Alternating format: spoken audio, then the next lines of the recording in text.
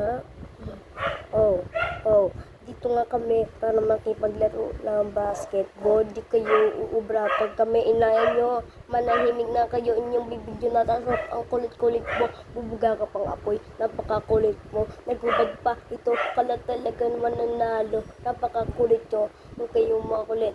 Pag inutok ko ang ulo nyo sa pader, napakakulit nyo. Pag ako ang nag-dribble, iwan na kayo, mawawala pa kayo. Napakakulit naman. Pag ako talaga nag-dribble, uncle kayo, di na kayo mananalo. Napakakulit nyo naman. Napakatigas ng ulo.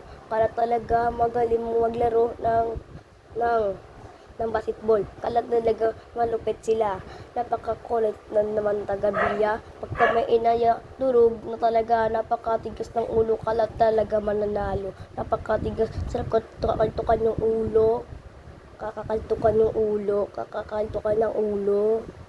Sarap kaltukan ng ulo. Napakatigas talaga ng ulo mo. Pag ako ang nag-dribble kasama ang kampi ko, wala na kayo. Baka hanggang 0 lang kayo. Di kayo mananalo. Baka 1G lang to. Pag-usapang basketball lang, G na G kami. Napakakulit nyo naman. Napakatigas ng ulo. Kala talaga mananalo. Andito nga kami.